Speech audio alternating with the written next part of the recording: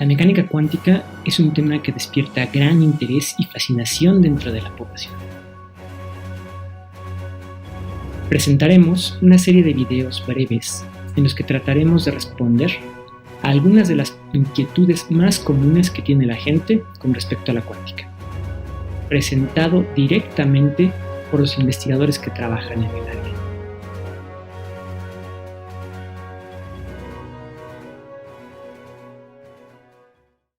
Hola, doctor Alex. ¿Le puedo hacer una pregunta? ¿Qué es el aura? Esa es una pregunta difícil, porque es un concepto que ha estado siempre allí y no tiene una definición clara ni específica. Muchas civilizaciones han representado desde la antigüedad la mayoría de sus deidades con algún tipo de luminiscencia alrededor de sus cuerpos. Quizá en un intento de enfatizar su estatus superior de estos personajes. Estas ideas de que todos los seres poseen una luminiscencia corpórea capaz de ser vista por seres muy especiales está tan arraigada en el imaginario colectivo actual que se da como un hecho que a través del aura es posible hasta detectar enfermedades. ¿Pero qué nos dice la ciencia moderna al respecto? ¿Se sostiene la idea antigua del aura?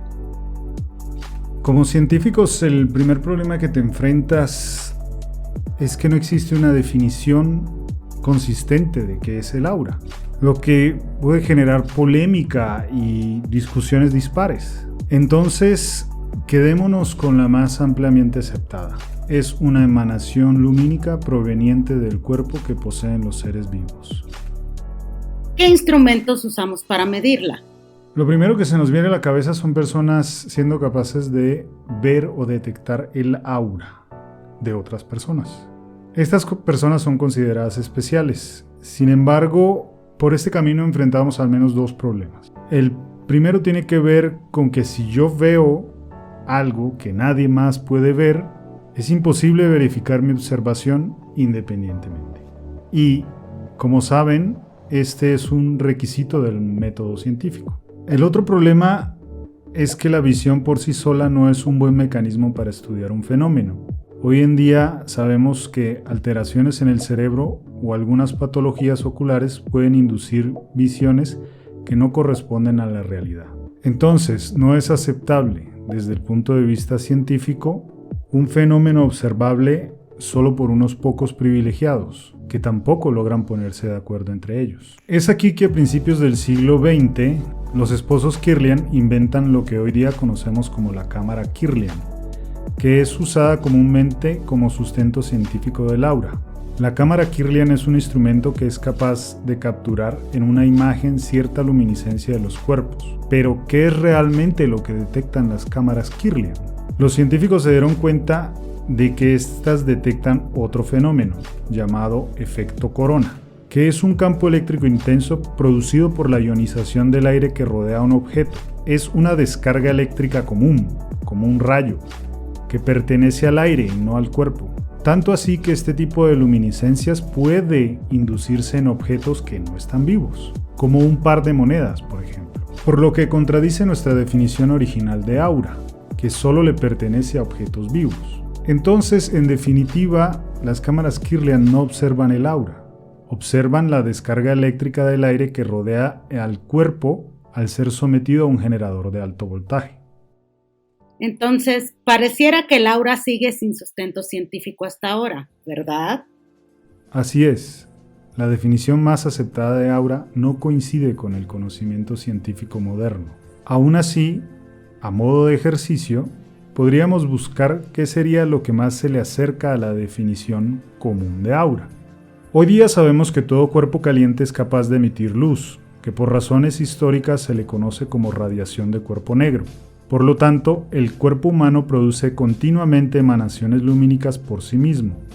Sin embargo, la mayor parte de esta luz irradiada por el cuerpo humano pertenece a una parte del espectro electromagnético conocido como infrarrojo, que tendría un color más allá del rojo del arco iris, que no puede ser percibida por el ojo humano, pero sí por cierto tipo de dispositivos. ¿Es entonces el aura simple radiación infrarroja del cuerpo? El mismo patrón de radiación infrarroja se obtendría para un cuerpo sin vida, mientras mantenga la misma temperatura, lo cual nuevamente contradice nuestra definición original de aura. Esto puede parecer menos romántico que las imágenes que se nos vienen a la mente cuando pensamos en el aura, pero sí sería una idea más moderna, con una base sólida científica. ¿Y qué tiene que ver esto con la cuántica? Justamente fue el estudio de la radiación de cuerpo negro lo que rompió la cabeza de los científicos a principios del siglo XX. De ese quebradero de cabeza, la humanidad dio un enorme salto en el conocimiento. Así nació la mecánica cuántica. La ciencia moderna ha logrado explicar, a través de la teoría cuántica, que toda la materia está compuesta de átomos, y estos átomos tienen niveles de energía diferentes. Cuando uno de estos diminutos átomos cambia entre sus niveles de energía, emite luz. Tan importante es este fenómeno que hoy día usamos estas emisiones características de luz como si de huellas dactilares se tratase. Así logramos identificar componentes de objetos muy lejanos y saber que existe, por ejemplo, agua en Plutón o hidrógeno en Alfa Centauro.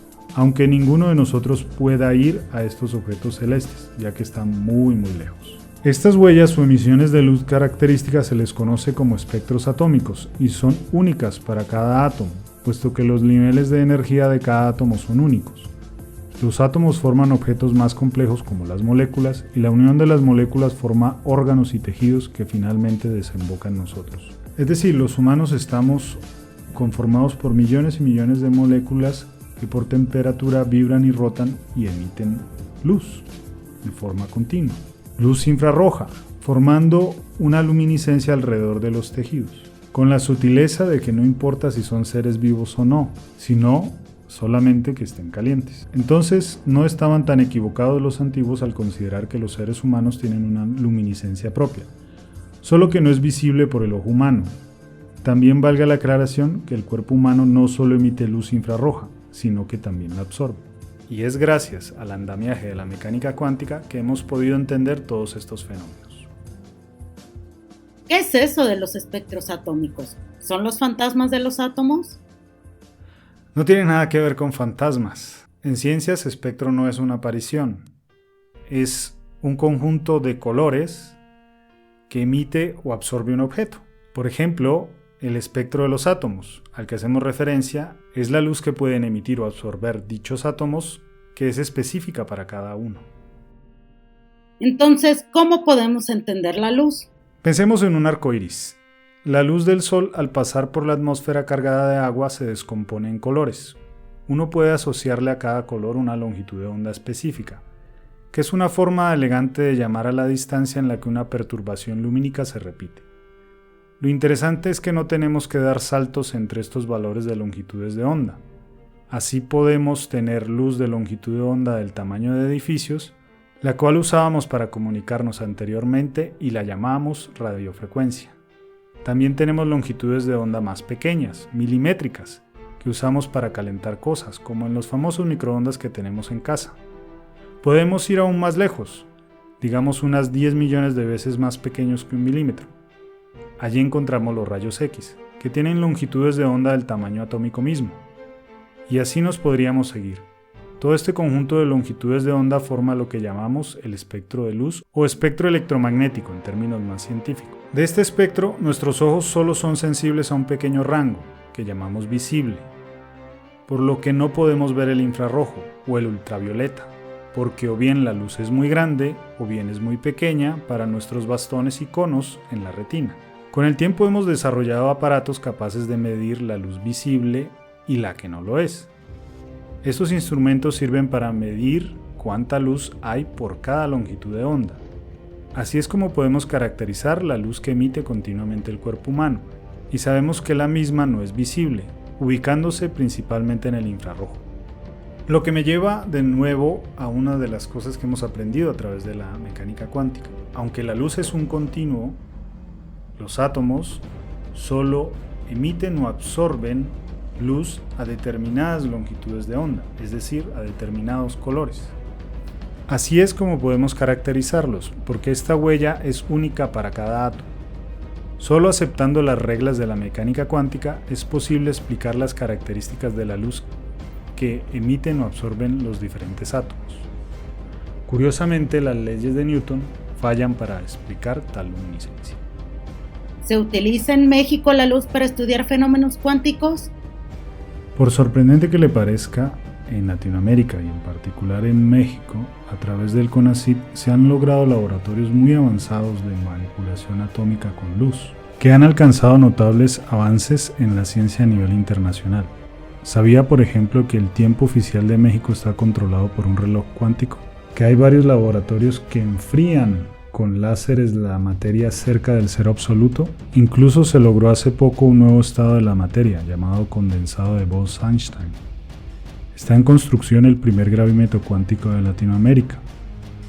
Ya se ha planteado una iniciativa mexicana en tecnologías cuánticas, es decir, una hoja de ruta que evite el rezago tecnológico de la sociedad frente a todas las nuevas tecnologías que vienen de la física cuántica.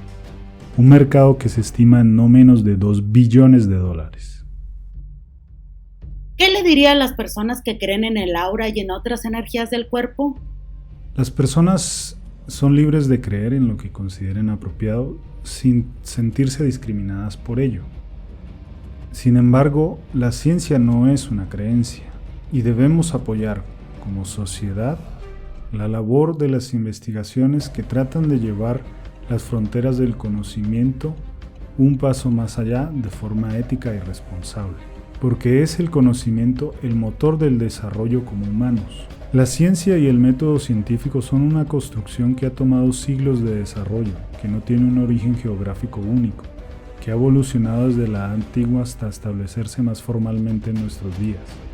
Es una de las joyas del conocimiento humano, no de un periodo específico y menos de una civilización en particular. Es una construcción de la humanidad en su conjunto a través del tiempo y se merece todo nuestro respeto y admiración. No por nada, hoy vivimos más años saludables que nuestros propios parientes hace un par de generaciones atrás. Le corresponde a cada quien, si así lo desea, hacer el ejercicio de contrastar sus creencias con la evidencia científica con la que contamos hoy día. Es decir, formar su propio criterio.